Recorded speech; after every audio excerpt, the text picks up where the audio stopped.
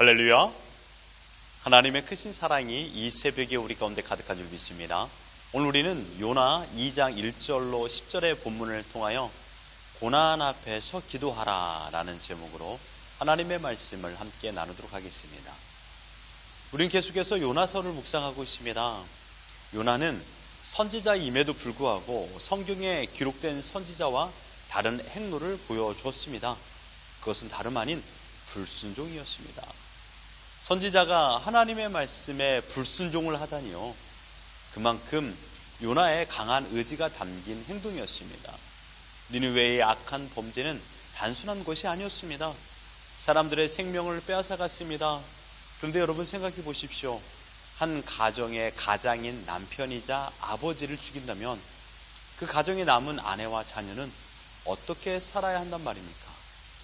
뿐만 아니라 그 가정에 있는 모든 전답, 그러니까 논과 밭과 남은 곡식, 그리고 양과 염소까지 모조리 빼앗아 간다면 그 가정은 어떻게 살아야 한단 말입니까? 심지어 그토록 사랑스러운 첫째 딸을 납치하여 니느웨로 데려가 버렸습니다. 남은 사람은 어찌 살아야 한단 말입니까? 이 이야기는 요나가 살던 시대에 이웃을 통하여 항상 듣던 내용입니다. 모두가 니느웨의 악한 범죄로 인하여 살아도 죽은 것과 마찬가지의 인생을 살았던 것입니다.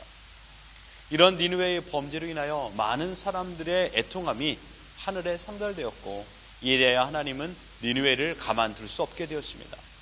강력한 심판의 몽둥이를 내리쳐야 모든 일의 결말이 만들어질 것 같았습니다. 그런데 하나님의 강력한 손길을 니느웨를 회개로 이끄시고 회복을 허락하기를 계획하셨습니다. 그리고 이 일의 적임자로 요나가 선정되었습니다. 요나는 이 사실을 알았습니다. 니느웨로 가서 하나님의 뜻을 전달하는 명령에, 그러나 요나는 불순종했습니다. 왜냐하면 내 이웃이 당한 고통의 현장을 요나가 목격하였기 때문입니다.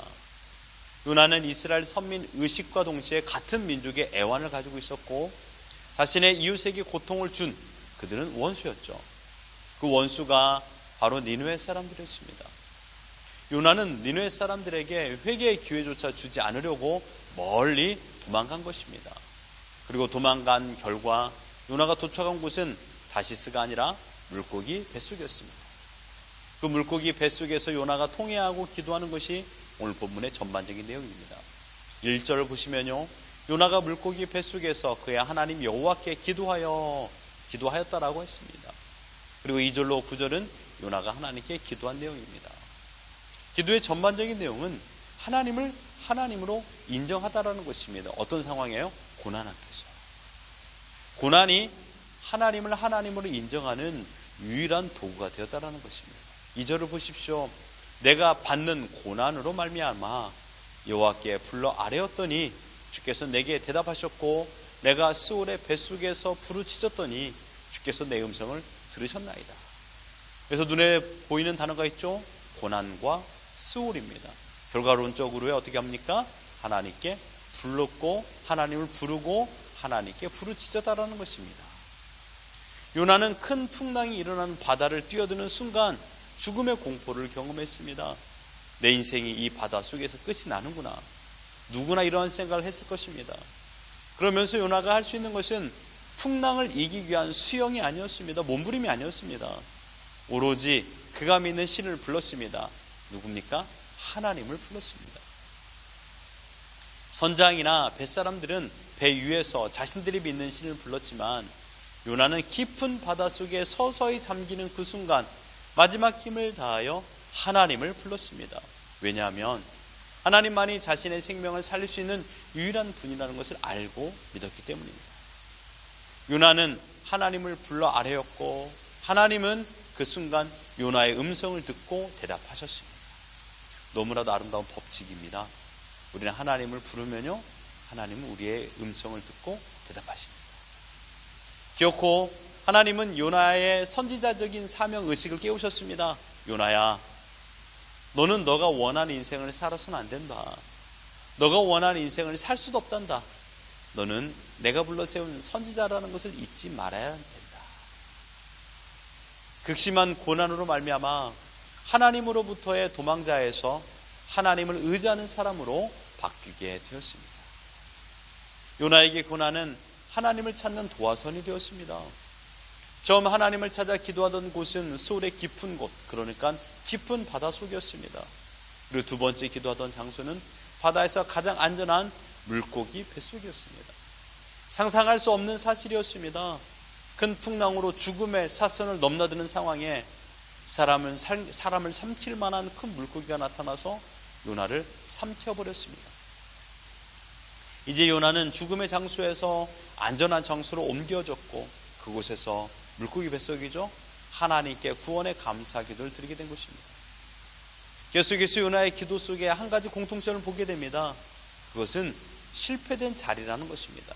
4절을 보시면요, 주의 목전에서 쫓겨났을지라도, 이 기도의 의미는 말 그대로 요나가 하나님 앞에서 풍랑이 일어난 바다에 던져진 것을 의미합니다.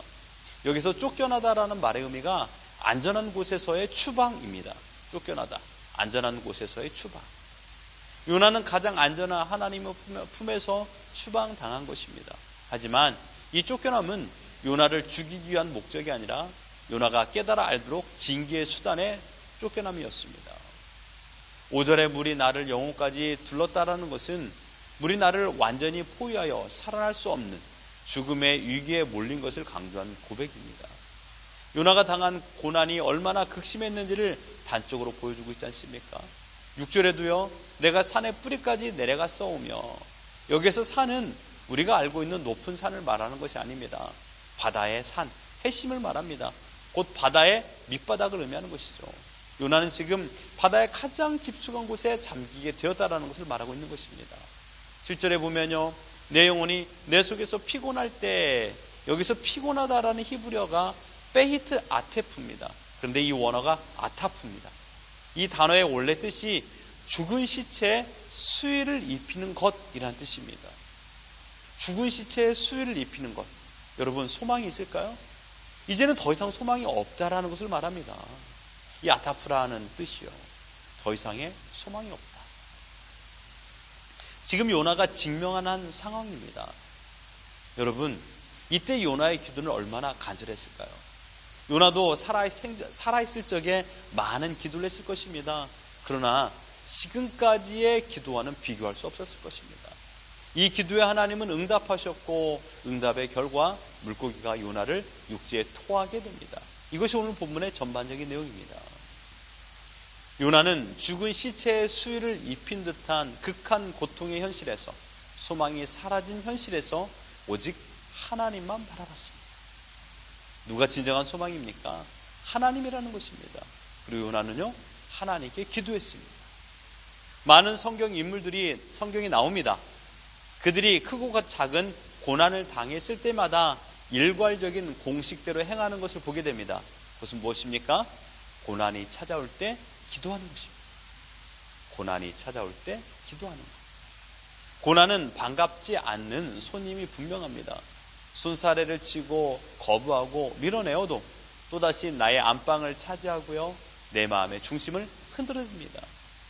대부분의 사람들은 이런 고난이 찾아올 때 최선을 다하여 이겨내려고 합니다. 자신의 가정을 지키고 자기를 지키기 위해서 최선을 다하지 않는 사람은 없습니다. 그러나 인간적인 최선은 정답이 아닙니다. 고난이 찾아올 때 해야 되는 정답은 무엇인지 아십니까? 그것은 바로 기도하는 것입니다. 누구에게요? 살아계신 하나님께. 아무것도 하지 말고 기도만 하라는 것이 아닙니다. 기도에는 놀라운 의미가 담겨져 있기 때문입니다. 기도는 하나님을 의지하는 믿음의 행동이기 때문입니다. 너무 어려운 상황에 봉착하면 기도뿐이 할 것이 없습니다. 내가 노력해서 어려움을 풀어낸다라는 것은요, 아직까지도 극한의 어려움이 아니라는 것입니다. 정말 요나처럼 깊은 바닷속에 빠지는 극한의 어려움이라면, 여러분, 깊은 바닷속에 빠지면요, 죽는 것뿐이 없습니다. 살아날 방법이 없어요. 왜요? 호흡할 수 없기 때문이에요. 공기가 없잖아요. 정말 요나처럼 깊은 바닷속에 빠지는 극한의 어려움이라면 기도뿐이 할 것이 없다라는 것입니다. 기도는 하나님께 정권을 위임하는 겁니다. 여러분, 생각해 보십시오. 요나가 바다에 빠졌어요. 과연 얼마만큼의 기도를 하겠습니까? 10분 했겠나요? 1시간 했겠나요? 아니에요. 짧은 시간 1분입니다. 1분 채 못하는 기도를 했을 겁니다. 그러나 그 1분이 10시간만큼의 강력한 기도라는 것이었습니다. 하나님께 모든 걸 내어 맡기는 겁니다. 하나님 살리시든 죽이시든 하나님의 뜻대로 행하시옵소서라는 고백이라는 것입니다. 하나님은 극한 상황에 터져나오는 기도를 외면하지 않았습니다. 왜냐하면 하나님께서 그 간절한 기도를 원하셨기 때문입니다. 요나를 죽이려고 바닷속에 넣은 것이 아닙니다. 요나를 살리기 위하여 바닷속에 넣은 것입니다. 요나를 살리기 위하여 큰 물고기 뱃속에 넣었습니다.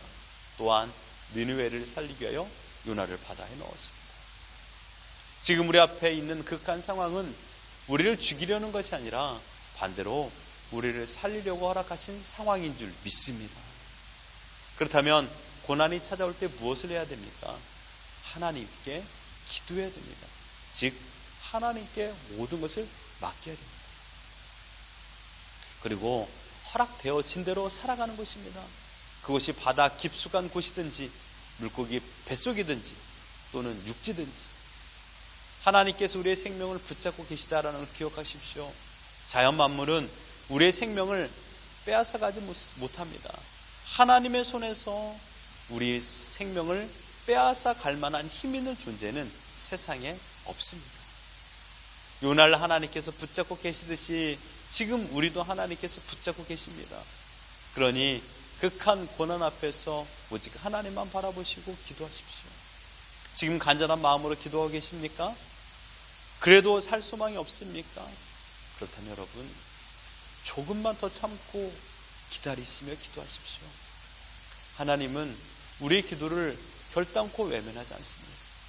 아직 하나님의 때가 차지 않았기 때문입니다. 하나님의 때에 우리를 건져주실 줄 믿습니다. 그때까지 우리가 해야 될 것은 무엇입니까? 감당할 만한 힘을 달라고 기도하는 것입니다. 내 힘으로 이겨낼 수 없습니다. 하나님께서 허락하신 힘이 있어야 버틸 수 있습니다. 여러분, 저는 여러분이 힘들 줄 압니다. 그러나 조금만 더 하나님의 때를 기다리십시오. 끝내 가장 안전한 육지로 우리를 인도하실 줄 믿습니다. 사랑하는 성도 여러분, 고난이 찾아올 때 기도하십시오. 언제까지요? 끝까지 기도하십시오.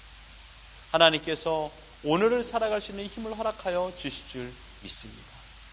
오직 하나님만 바라보며 하나님만 의지하며 살 소망이 끊어질 듯한 절망적인 상황이 찾아올 때마다 오직 하나님께만 기도하며 승리하고 이겨내는 우리 모두가 되기를 예수 그리스도 이름으로 축원합니다.